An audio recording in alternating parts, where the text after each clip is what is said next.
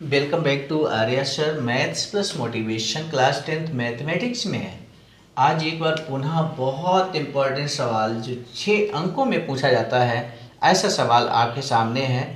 इस सवाल या 6 अंक का सवाल आप वास्तव में करना चाहते हैं तो मुझे नहीं लगता इतना बताने के बाद, जबकि हमने बता दिया कि 6 अंक में इस तरह का सवाल पूछा जाता है और काफ़ी ज़्यादा चांसेज होते हैं इस तरह के सवाल बोर्ड एग्ज़ाम में, यूपी बोर्ड एग्ज़ाम में, क्लास 10th के एग्ज़ाम में, मैथमेटिक्स में। तो फिर ऐसी सिचुएशन में आपको ये सवाल और इसका जो सॉल्यूशन है बहुत ध्यान से समझना चाहिए। पूरा वीडियो वॉच कर इस सवाल के सॉल्यूशन को बहुत आसानी से आप समझ सकते हो। तो आपसे यही उम्मीद है कि आप पूरा सवाल का जो वीडियो है पूरा आप वॉच करेंगे। तो आइए देख लेते हैं क्या है सॉल्यूशन। 6 नंबर ये सवाल दे देगा, बशर्ते कि बस थोड़ा सा समय देकर इस सवाल को आप समझ लीजिए। सवाल को सबसे पहले ध्यान से पढ़िए। लिखा, मैसूर और बंगलुरु के बीच 132 किलोमीटर यात्रा करने में। तो चलिए ठीक है, 2 स्थानों की बात की गई है, मैसूर है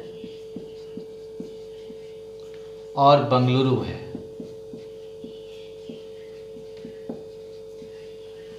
और इन दोनों के बीच जो डिस्टेंस है वो आप समझ लीजिए क्या है, 132 किलोमीटर। अब आगे सवाल कहता है 132 किलोमीटर यात्रा करने में एक एक्सप्रेस रेलगाड़ी,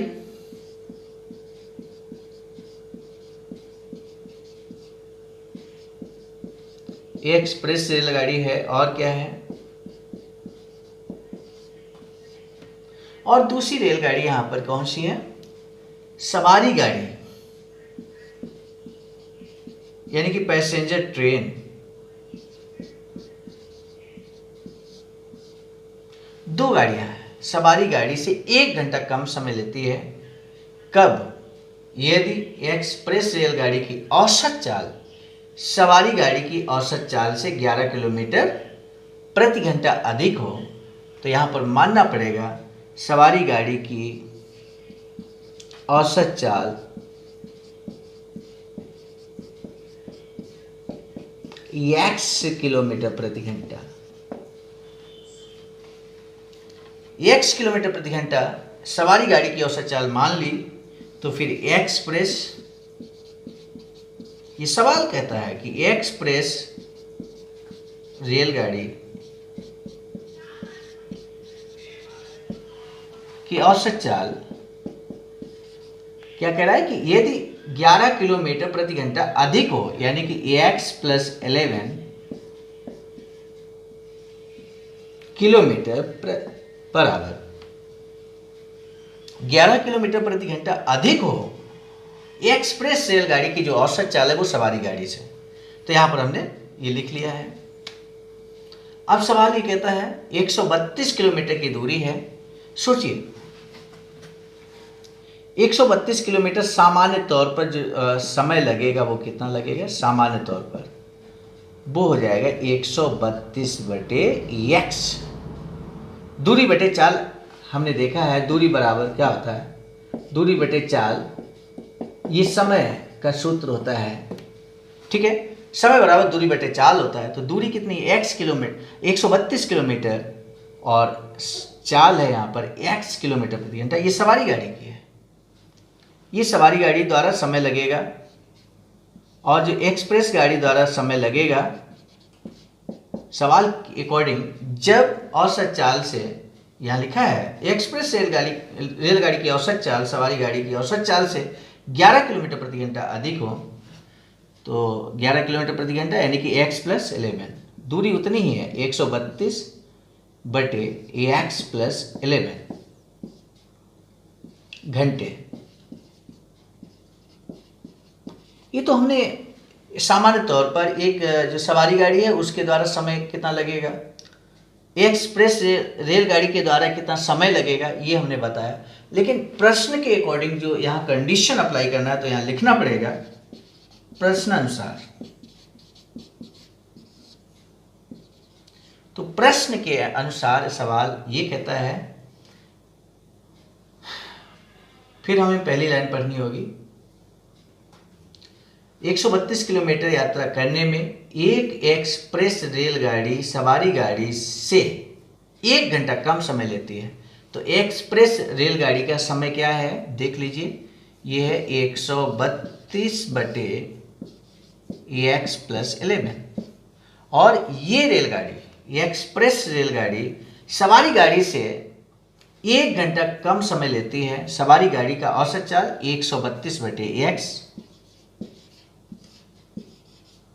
और इससे 1 घंटा कम समय लेती है। किससे?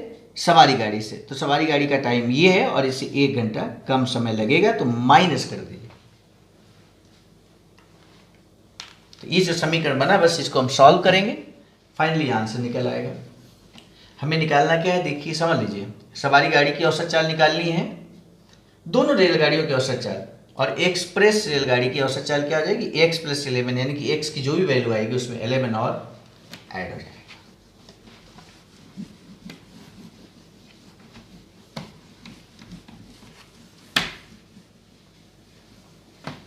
अब ये समीकरण हमारा सवाल जो है समीकरण के रूप में कन्वर्ट हो गया। इस समीकरण को सॉल्व करना है तो एक बार पुनः यहाँ माइनस की वैल्यू को इसको हम इधर लाएंगे, इस वैल्यू को इधर ले जाएंगे, यानी कि पक्षांतर करेंगे वैल्यूज का सिस्टमेटिक ढंग से। तो -1 जब वैल्यू इस साइड में आएगा तो प्लस का हो जाएगा 1 इज इक्वल टू ये क्या है 132 अपान में x माइनस ये हो जाएगा 132 अपान x+11। ये हो गया यहाँ पर इस तरह से। अब हम इसको सॉल्व करेंगे, क्या हो जाएगा 132 कॉमन लीजिए, क्या बचेगा 1 अपान x माइनस 1 अपान क्या है यहाँ पर x+11।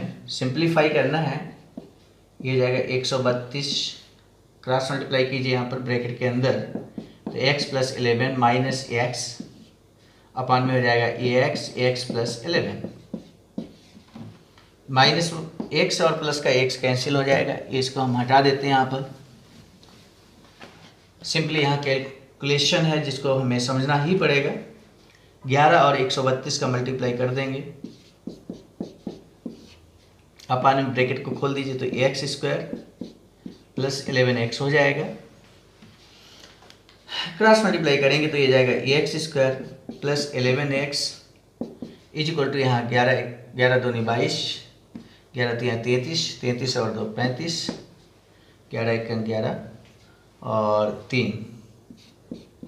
तो ये हो गया यहाँ पर x² + 11x माइनस का ये 1452 इज इक्वल टू 0। तो इस तरह से यहाँ समीकरण बना। पहला समीकरण वो हमने मान लिया था जो फर्स्ट टाइम समीकरण यहाँ बना था, तो इसको हमने समीकरण सेकंड कह दिया। इसको x² + 11x माइनस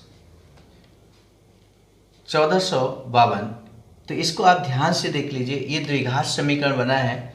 द्विघात समीकरण जब सॉल्व करने की बात होती है तो हम यही तो कहते हैं कि ये जो कांस्टेंट वैल्यू है, अचर पद है, तो इसके ऐसे गुणनखंड कीजिए। यहाँ माइनस है, घटाने पर 11 है, तो सबसे पहले हम 1452 के गुणनखंड करेंगे।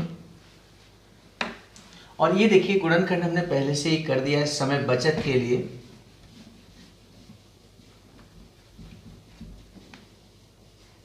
तो 1452 के जो गुणनखंड है वो आप देख लीजिए यहाँ पर इस तरह से किए गए। तो ये सारे गुणनखंड हैं। इन गुणनखंड को ध्यान से देखिए, कुछ इस तरह से हम कंबाइन करें कि घटाने पर 11 आ जाए। तो आप देखिए 11 तिया 33, ये 33 होता है, और 11 दूनी 22, 22 दूना 44। तो 44 और 33 के बीच की 11 का डिफरेंस होता है, ये आप जान रहे हो।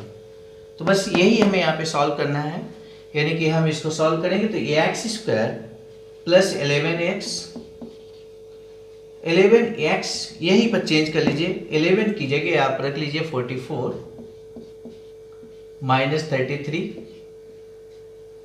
x माइनस का 1452 इक्वल टू 0। सॉल्व करेंगे, यहाँ पर ब्रैकेट खोलेंगे हम, तो जाएगा x² + 44x माइनस का 33x -1452 इज इक्वल टू 0। अब हम यहाँ पर ये सारी वैल्यूज हटा देंगे, स्पेस थोड़ा खाली करेंगे तो हम सॉल्व कर पाएंगे बहुत आसानी से सवाल। दो का पेयर बना लें। यहाँ पर हम पेयर बनाएंगे तो ax कॉमन मिलेगा यहाँ पर, तो ax प्लस 44 माइनस यहाँ 33 कॉमन मिलेगा, तो ax प्लस 44 बचेगा ब्रैकेट में is equal to 0।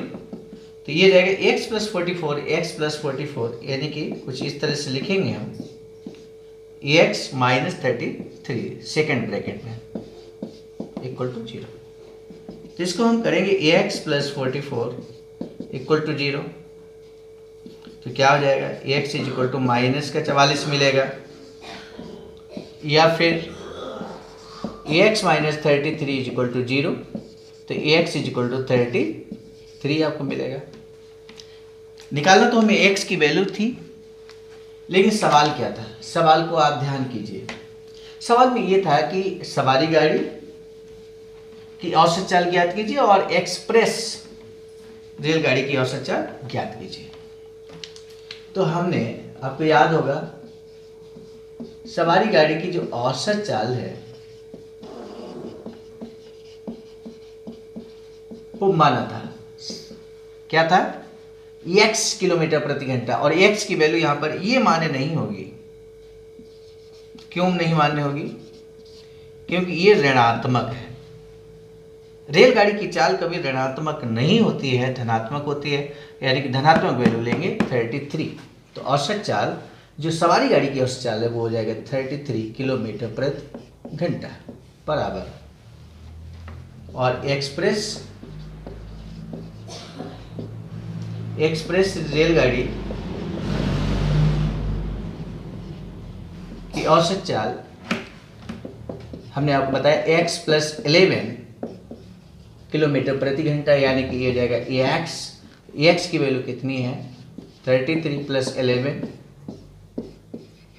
Kilometre per hour, यानी कि ये जाएगा 44 किलोमीटर पर। तो इस तरह से बहुत आसानी से 6 नंबर का सवाल आप कर सकते हो। ये 6 अंक यहाँ से हासिल होंगे। निश्चित रूप से इस तरह के सवाल आप कंबाइंड प्रैक्टिस कर लीजिए, खूब अच्छे से सवाल सॉल्व कर लीजिए, एक्सरसाइज कीजिए, तो ये सवाल यानी कि 6 अंक का सवाल आपका पक्का है। बहुत आसानी से इस तरह के सवालों को कर पाएंगे। इन्हीं सवालों के साथ वर्ड प्रॉब्लम के साथ ये अब जो है ये टॉपिक हमारा समाप्त हो जाएगा, द्विघात समीकरण, और उसके बाद नया चैप्टर शुरू करेंगे। तब तक के लिए बहुत बहुत धन्यवाद।